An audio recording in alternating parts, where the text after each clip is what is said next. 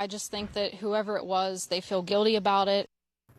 A reward is being offered to help find the person who shot a duck with a bow and arrow.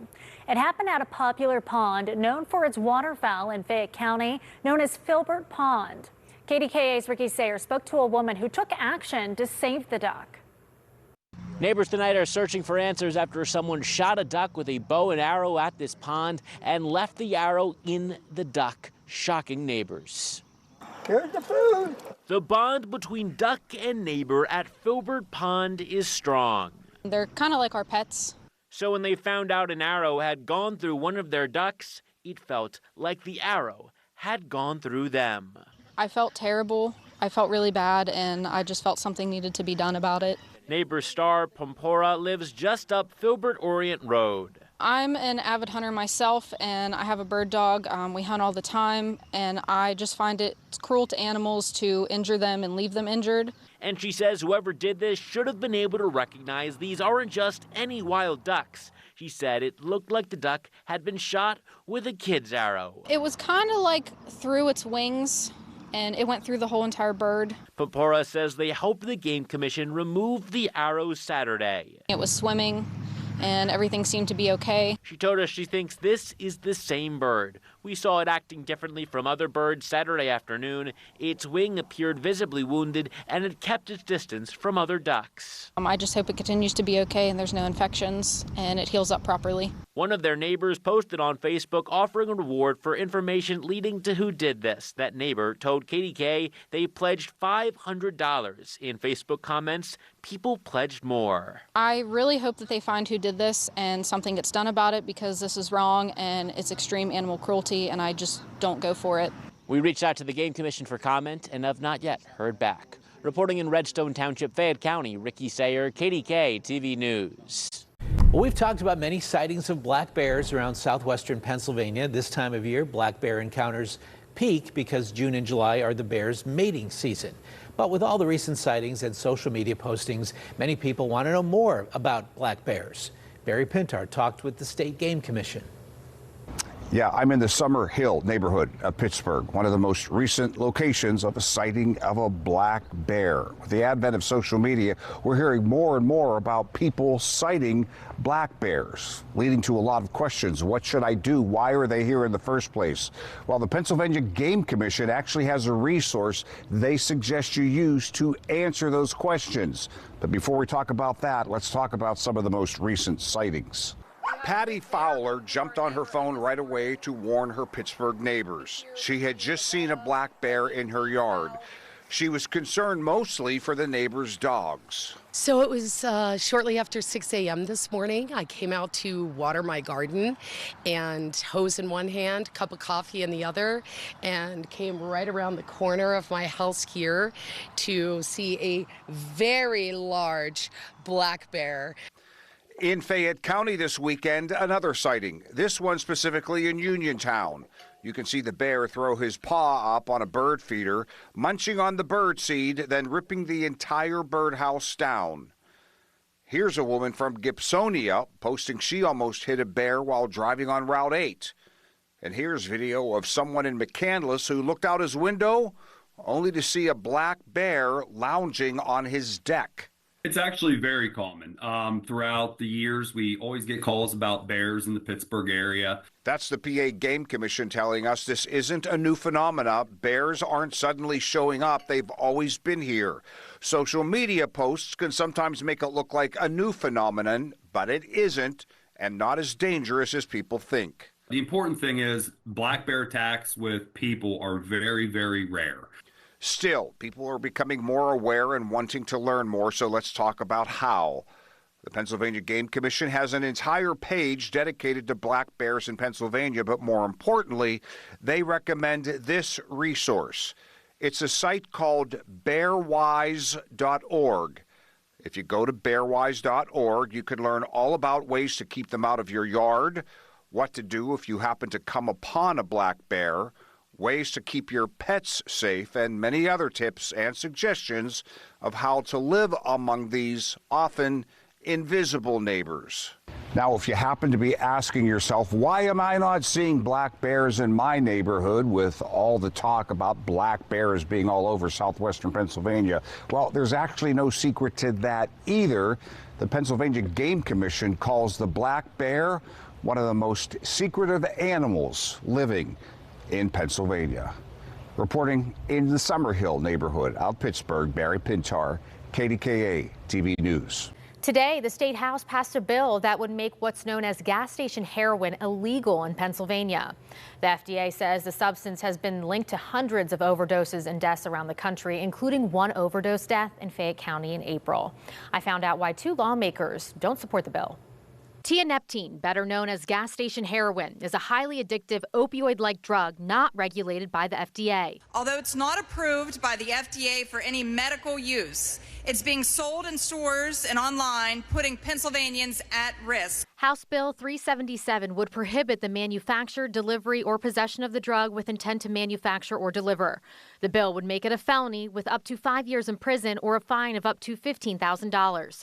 In April, the Fayette County coroner reported the county's first accidental overdose death due to tianeptine. In his public statement, he warned that this highly addictive substance can cause severe withdrawal symptoms, respiratory depression, seizures, and death. He urged lawmakers to act before this problem grows into an epidemic.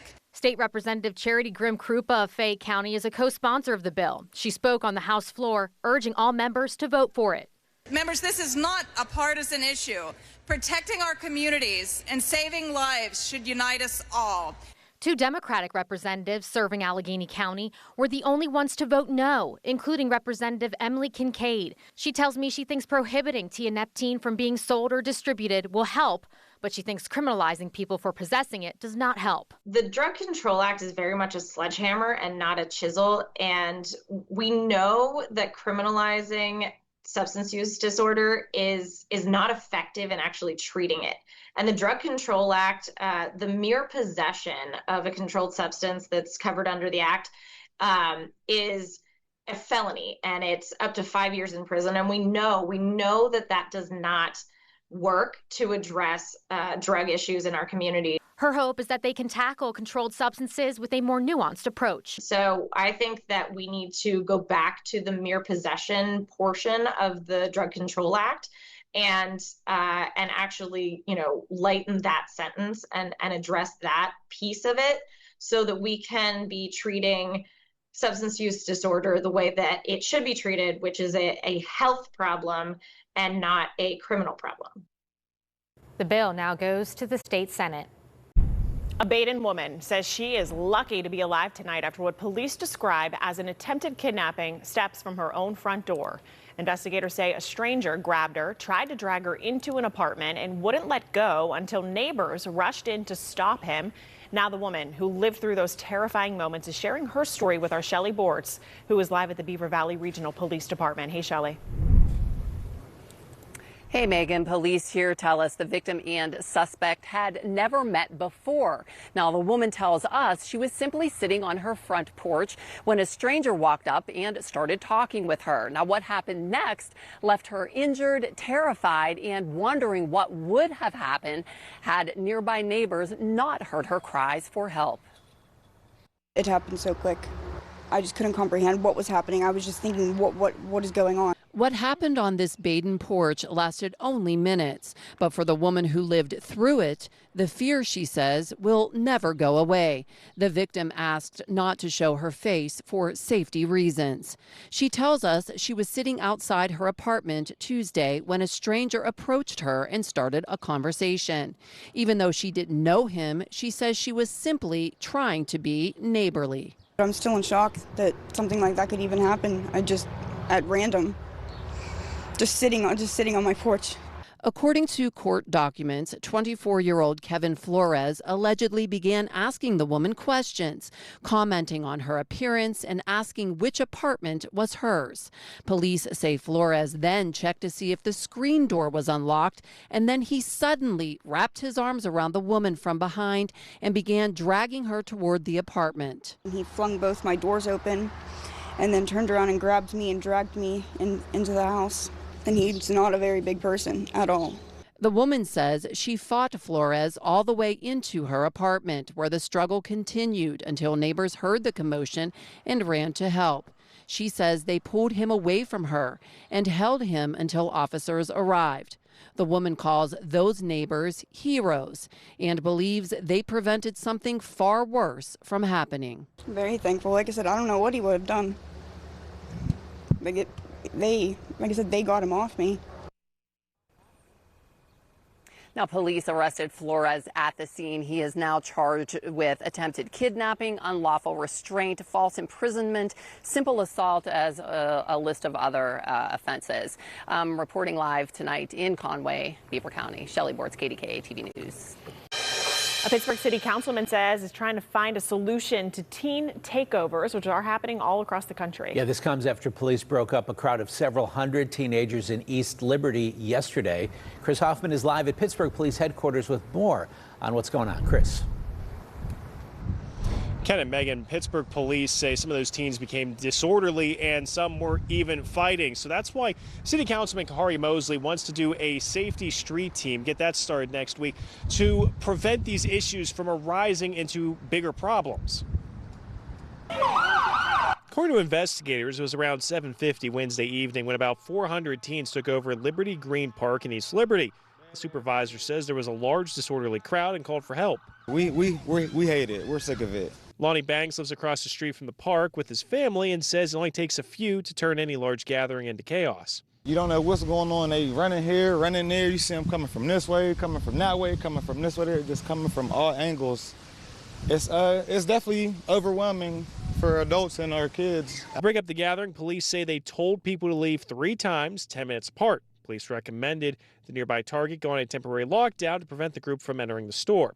Mayor Corey O'Connor wants people to enjoy public spaces, but says this nationwide trend of takeovers can escalate and become unsafe. And I think it just goes to not create an environment where everybody's welcome, and it's a handful of kids that take it to an extreme level. Councilman Mosley says the majority of the kids at these takeovers are from areas outside the city, which is backed up by Banks, who says most come from the nearby bus stop.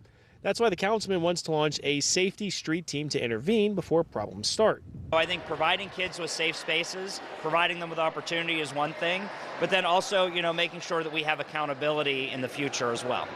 Banks feels this is a start, but adds it takes more than just elected leaders to fix this. The adults got to come together. Us as parents, as adults, we got to police our children. Now, according to police, when the group did disperse by about 8:30, 3 officers did use pepper spray to try to get that crowd moving. They say by 10:15, all but 25 had left the area. Police do report no arrests. Live outside Pittsburgh Police Headquarters, Chris Hoffman, KDKA-TV News. President Trump arrived home early this morning after meeting with world leaders at the G7 summit. In the final moments of his trip, he signed the memorandum of understanding with Iran to end the fighting, reopen the Strait of Hormuz, and begin negotiations on Iran's nuclear program. Natalie Brand is on Capitol Hill, where some in both parties are questioning how much the president had to give up to get the deal. Congress members received a copy of the MOU today, and the White House says they will be briefed soon. But already a number of lawmakers are expressing concern over what they know right now. The Trump administration argues that benefits to Iran will be based on good behavior. Vice President J.D. Vance, one of the top negotiators of the U.S.-Iran deal, defended it Thursday from the White House. Have a little bit of faith in the President of the United States. The idea that he is going to strike a deal that's been bad for the American people, it's preposterous. The vice president says the 60-day clock on phase 2 of negotiations began today, with talks expected to continue in person in Switzerland this weekend. Iran's foreign minister said the next phase of negotiations will be more difficult as the two sides discuss the details of Iran's nuclear program and the U.S.'s desire to curb all enrichment. The idea that they get benefits before they change their behavior is fundamentally a talking point that is issued by people who want the conflict to continue indefinitely. Lawmakers across both parties have criticized what they know of the agreement so far, especially the economic relief for Iran, plans for the development of a $300 billion reconstruction fund, and the unfreezing of assets. Tens of billions of dollars immediately being released to Iran before they make a single nuclear concession.